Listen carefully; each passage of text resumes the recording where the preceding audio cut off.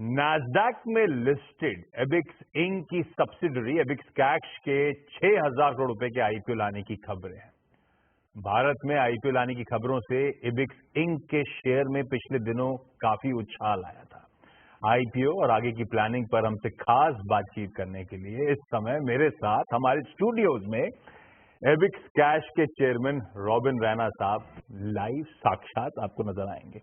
Raina sir, स्वागत है आपका और thank you so much. Thank you sir, studio में जुड़ने के लिए। अच्छा, एबिक्स कैश, पहले तो हम बहुत चर्चा इस कंपनी की कई सालों से सुने चले जा रहे थे और शायद अब वो समय आ रहा है जब इसकी ग्रोथ में हमें पार्टिसिपेट करने का शायद मौका मिलने वाला है। क्या प्लान्स हैं राणा सर? कब तक ये आईपीओ, किस टाइमलाइंस पे आप लोग वर्क कर रहे हो? रेगुलेटरी अप्रूवल्स कहां तक पहुंचे? हमारा जो डीआरएचपी अप्रूवल है वो आ चुका है, तो हम यूडीआरएचपी अभी फाइल कर रहे हैं। तो कुछ कोशिश हमारी है कि कुछ दिनों में हम यूडीआरएचपी फाइल करेंगे। जब यूडीआरएचपी फाइल करने के बाद जो भी सेबी टाइमलाइन देगा एक लिस्टिंग की, तो उसके मुताबिक हम लिस्टिंग करेंगे। तो जल्दी ही एक्सपेक्टेड है लिस्टिंग ओपनिंग। चलिए, तो प्रोड्यूसर साहब हेडलाइन में लिखे थे 6,000 करोड़ रुपए के आईपीओ लाने की तैयारी। बॉल पार्क शायद वो नंबर होगा जो आप मोबिलाइज करने की तैयारी कर रहे हो। और अगर 6,000 करोड़ रुपए वाकई है तो राणा सर शायद अब तक का 2023 का सबसे बड़े इशू की हम तैयारी कर रहे होंगे।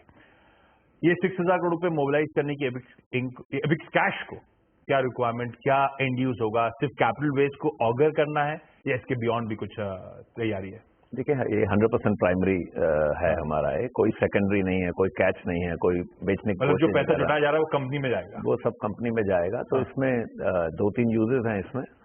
तो पार्ट यूज इसका है कि जो एक पेरेंट कंपनी से डेट लिया है तो वो वापस जाएगा।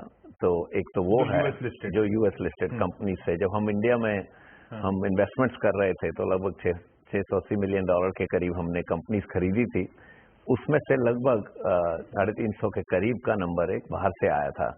तो डिपेंडिंग ऑन करेंसी रेट वो लगभग उतना नंबर था। तो वो नंबर हम रिटर्न करेंगे। तो वो रिटर्न करेंगे तो उसमें इंटरेस्ट भी है, तो एबिक्स कैश की इनकम भी बढ़ेगी उससे।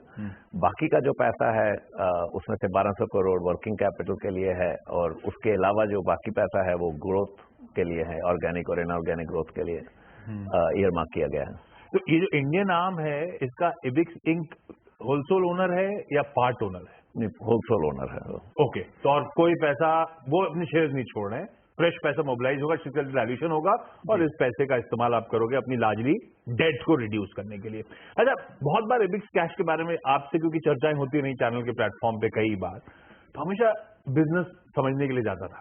आज जब आप आईपीओ लाने की तैयारी कर रहे हो तो आज जरा आसान शब्दों में एबिक्स कैश का बिजनेस मॉडल है क्या? ये रेवेन्यूज कहां से कैसे मोबिलाइज करती है? क्या जब मैं इसको पढ़ रहा था ऐसा लग रहा था एक लिस्टेड स्पेस में पेटीएम नाम की कंपनी है, ये उसी तरह का बिजनेस मॉडल है या कुछ हटके है? नहीं, बिल्कुल हटके है सर। ये हम एक प्लेटफॉर्म एज अ सर्विस, एक बहुत बड़ा बिजनेस है हमारा कि हम सबसे पहले एक टेक्नोलॉजी प्लेयर हैं, उसके बाद हम डिस्ट्रीब्यूशन प्लेयर हैं। मगर हमने जो एक अलग हमारा जो थिंकिंग है वो ये थी कि इंडस्ट्री में पैराडाइम शिफ्ट लाएं थिंकिंग में। तो हमने पूरी इंडस्ट्री में, मैं हमेशा ये बोलता हूं कि लोग फ्लाइट बिजनेस में नहीं घुसना चाहिए, एयरपोर्ट बिजनेस में घुसना चाहिए। तो हमारा गोल ये था कि हम एक पूरा एयरपोर्ट बनाए फाइनेंस का, कि एक तरह से एग्रीगेट करें सारी सर्विसेज को, चाहे वो फाइनेंशियल सर्विसेज हैं, चाहे वो डिस्ट्रीब्यूशन सर्विसेज हैं, चाहे वो मनी रेमिटेंस है, आउटवर्ड मनी रेमिटेंस है, फॉरेन एक्सचेंज है, या अगर आप बैंक देखेंगे जैसे एक फाइनेंशियल इंस्टीट्यूशन को लीजिए, फाइनेंशियल सेक्टर में तो जो फाइनेंशियल इंस्टीट्यूशन होता है उसके पास लेंडिंग टेक्नोलॉजी होती है, वेल्थ मैनेजमेंट टेक्नोलॉजी होती है और एसेट मैनेजमेंट टेक्नोलॉजी है। तो हम ये पीछे सब प्रोवाइड करते हैं। एक तरह से हम फाइनेंशियल इंस्टीट्यूशंस को बैक एंड टेक्नोलॉजी प्रोवाइड करते हैं, एक तरह से कॉर्पोरेट्स को टेक्नोलॉजी प्रोवाइड करते हैं, फिर हम सामने ट्रैवल अपने कई बार कॉम्पिटिटर्स को ट्रैवल में टेक्नोलॉजी प्रोवाइड करते हैं, एंड हम टेक्नोलॉजी अपनी गिव अवे कर देते हैं एजेंट्स को to create a distribution medium. और उसके साथ साथ हम ये सबको एग्रीगेट करते हैं। आइडिया ये है कि कंज्यूमर की जो डिजिटल जर्नी है, तो एक कंज्यूमर है उसको दिल्ली से पेरिस जाना है, तो उसको जो भी करना है, एयरलाइन से, होटल से लेके उसको वीजा भी लेना है, ट्रैवल इंश्योरेंस भी खरीदना है, हेल्थ इंश्योरेंस भी लेना है, फॉरेन एक्सचेंज भी लेना है। एबिक्स ने टाइप स्विच कर रखे होंगे इंडस्ट्री प्लेयर के साथ, ये सब प्लेटफॉर्म मेरा ही खुद का है। सर हम खुद बनाते हैं, सारे प्लेटफॉर्म हमारे अपने हैं। हम प्लेटफॉर्म हमारे सब अपने हैं, मगर हमने नेटवर्क बहुत बढ़ाया है। तो हमारा जो नेटवर्क है, अब एक डिस्ट्रीब्यूशन नेटवर्क है, उसमें 6,50,000 से ऊपर इंडिपेंडेंट फ्रेंचाइजेज हमारे नेटवर्क में हैं। उसके अलावा हमारे कॉर्पोरेट्स होते हैं, हम कॉर्पोरेट से डायरेक्ट बिजनेस करते हैं। उसके अलावा आप अगर फाइनेंशियल इंस्टीट्यूशंस लेंगे इंडिया के या बाहर के, तो वो हूज हुआ है जिसको हम टेक्नोलॉजी प्रोवाइड करते हैं। 60 देशों से ऊपर में हमारे फाइनेंशियल इंस्टीट्यूशंस हैं जिनको हम टेक्नोलॉजी प्रोवाइड करते हैं। तो ये बेसिकली B2B, B2C दोनों कंपोनेंट जाते हैं हमारे। हम कन्वर्ट कर देते हैं B2B और B2C को। मगर हमारा मेन प्ले जो है वो platform as a service technology है।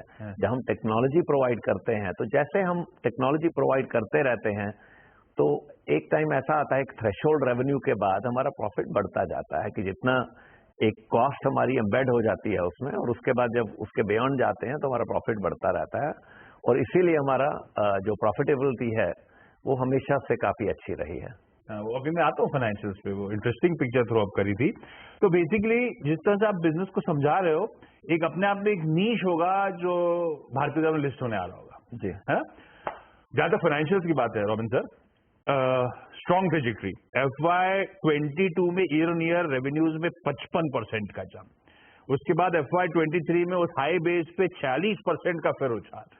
इस तरह का मोमेंटम, इस तरह की ट्रेजेक्टरी इसीलिए कि कई सारे वर्जिन मार्केट जो अभी भी एक्सप्लोर कर रहा है, इसी तरह का पोटेंशियल अभी भी नजर आता है आपको अनएक्सप्लोर्ड मार्केट। बिल्कुल, इंडिया एक यहाँ एक बहुत बड़ा एक इश्यू इंडिया में पॉजिटिव है, जो फ्लेवर है वो है यूथ। एक तो यूथ है, फिर UPI है, और सब लोग उसको यूज करने की कोशिश कर रहे हैं। मगर एक वर्जिन मार्केट है।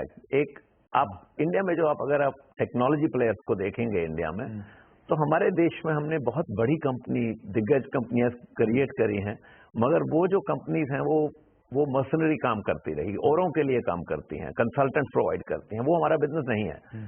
हम एक हटके कंपनी आए हैं कि हम इंटेलेक्चुअल प्रॉपर्टी बनाएंगे। हम इंडिया को वर्ल्ड मैप पे डालना चाहते हैं उस इंटेलेक्चुअल प्रॉपर्टी को बना के। तो वो इंटेलेक्चुअल प्रॉपर्टी जैसे हमने फाइनेंस में बनाई, आज वो 60 देशों में बड़े से बड़े नाम हमारे साथ काम करते हैं। इंडिया में तो आप किसी का बहुत बड़े बड़े नाम हैं बैंक्स के जो हमारे को यूज करते हैं, या फाइनेंशियल इंस्टीट्यूशंस के, चाहे वो NBFCs हैं या फाइनेंशियल इंस्टीट्यूशंस हैं। तो हमारी कोशिश ये रही है कि ये बिजनेस जो है, देखिए जहां भी आप पेपर को डिसइंटरमीडिएट करेंगे, अगर आप उसको ट्रूली कर सकते हैं पेपर को डिसइंटरमीडिएट, और आप डेटा कन्वर्जेंस करें। डेटा कन्वर्जेंस में क्या है कि आप 10 प्रोसेस हो रहे हैं। अगर आपको मैं एक रियल एग्जांपल देता हूं, जब मैं 2017 में मैंने हिंदुस्तान में देखना शुरू किया फाइनेंशियल सेक्टर को, तो मुझे 50 इंडस्ट्रीज दिखी। मतलब एक एग्जैजरेशन नहीं है, 50 तरह की इंडस्ट्रीज दिखी, और मुझे लगा कि इसको एग्रीगेट करके हम एक इंडस्ट्री में बना सकते हैं इसको। तब ये विजन मैंने 2001 में US में डाली थी इंश्योरेंस सेक्टर में, और उस टाइम सबने सोचा कि एक यंग लड़का है, इसको समझ नहीं है। आज आप दुनिया में घूमिए और इंश्योरेंस सेक्टर में आपको दिखेगा कि जो मैंने कॉन्सेप्ट 2001 में लाए थे वो पूरे दुनिया ने आज अडॉप्ट कर लिए हैं। तो हमारी कोशिश है कि कुछ अलग करने की यहाँ पे, और उसी के कारण जो आप ग्रोथ देख रहे हैं, क्योंकि हम मार्केट खुद क्रिएट भी कर रहे हैं साथ साथ, क्योंकि हम थिंकिंग चेंज कर रहे हैं लोगों की। हम एक प्रोडक्ट कंपनी नहीं है कि दूसरी प्रोडक्ट कंपनी को हम डिसलॉज करेंगे।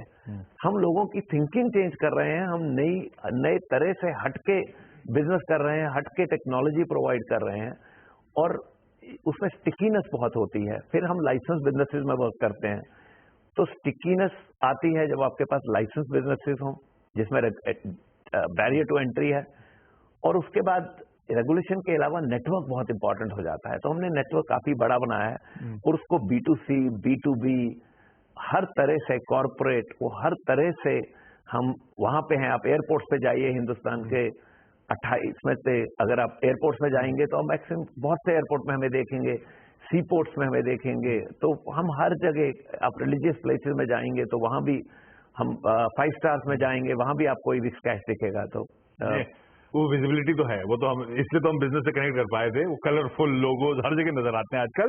अच्छा रॉबिन सर, 40, 43, 43% के आसपास के मार्जिन ये सस्टेनेबल है इस बिजनेस में?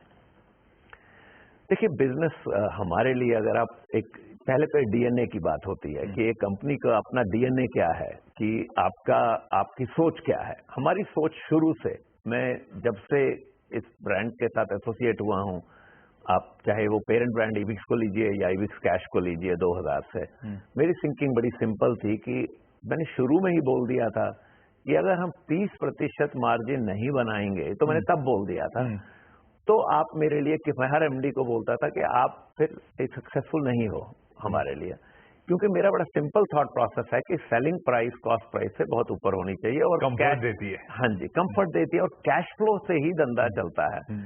तो हमने जो हमारे मार्जिन आ रहे हैं, ये कोई एक्सीडेंट नहीं है। ये अगर आप ये जो आपने मार्जिन लेवल की बात की लास्ट ईयर की, आप उससे 1 साल पहले देखिए, उससे 1 साल पहले देखिए, आप कोविड पीरियड में मार्जिन देखिए, तो आपको एक कंसिस्टेंसी दिखेगी मार्जिन स्ट्रक्चर में। 40+ का बैंड मेंटेन्ड है। तो ये हमने हमारा ये कोई एक्सीडेंट नहीं है, कोई हमने कोई, ये हमारा एक थॉट प्रोसेस है एक, बिकॉज इसमें सबसे की इंपॉर्टेंट चीज है प्लेटफॉर्म एज अ सर्विस। हम एक टेक्नोलॉजी प्लेयर हैं, हम उस पर फोकस रखते हैं अपने आप को कि हम टेक्नोलॉजी प्लेयर बन के चीजें करेंगे, क्योंकि उसमें हमारे को एक अलग हटके एक एक्सेलेंस आती है जो लोग नहीं कर पाते। फिर हमने एक सेकंड चीज चूज की कि जब ये इतनी इसमें इतने बैरियर हैं इसमें और इतने लाइसेंसेज हैं, अगर ये लाइसेंसेज, अगर आपके पास 8 तरह का अगर आपके पास बिजनेस है और 8 तरह के बिजनेस को अगर आप एक पे डाल देंगे और उसको एग्रीगेट कर देंगे और डेटा भी मूव होगा और आपके कस्टमर को भी सहूलियत आएगी बैकएंड पे भी और सामने भी, तो आपके पास स्टिकीनेस और बढ़ेगी, और अगर स्टिकीनेस बढ़ेगी तो मार्जिन बढ़ेगा। जी, ब्यूटीफुल। 2 सवाल के साथ खत्म करूंगा जी। पहला, अब इस साल का एक बड़ा मेगा आईपीओ आने की तैयारी है, 6,000 करोड़ रुपए जब मोबिलाइज करें, तो चैनल चेक्स क्या कह रहे हैं? आई एम श्योर आपने स्ट्रीट में बातचीत शुरू करी होगी, इन्वेस्टर इंटरेक्शन शुरू करे होंगे, एपेटाइट है ना? बढ़िया। देखिए, हमारी नजर में तो सब अच्छा ही है, तो मगर मैं, ये बहुत लोडेड क्वेश्चन है, तो with in the SEBI rules मुझे इतनी फ्रीडम नहीं है इसका जवाब देने की, तो मैं इतना ही बोलूंगा कि हम तो अच्छा ही रिस्पॉन्स एक्सपेक्ट करेंगे, बाकी तो मार्केट बताएगा। अच्छा, दूसरा, हम सब रिटेल की एक रिक्वेस्ट जी, टेबल पे कुछ छोड़ने की तैयारी है ना हमारे लिए? जब वैल्यूएशंस का बैंड तैयार करोगे आप, प्राइस बैंड तैयार करोगे? देखिए, बिल्कुल किसी भी कंपनी की ये कोशिश होनी चाहिए, और मेरी तो स्पेशली कोशिश जरूर होगी कि हम कुछ पैसा छोड़ें टेबल पे, डेफिनेटली छोड़ें, और एक प्रॉफिटेबल स्टोरी है। मैं तो हमेशा से कहता हूं कि अगर मेरा इश्यू में कितना भी बड़ा सब्सक्रिप्शन हो, मगर अगर लोगों ने सड़क पे पैसा नहीं कमाया, तो मैं अपने आप को फेलियर मानूंगा उस इश्यू को।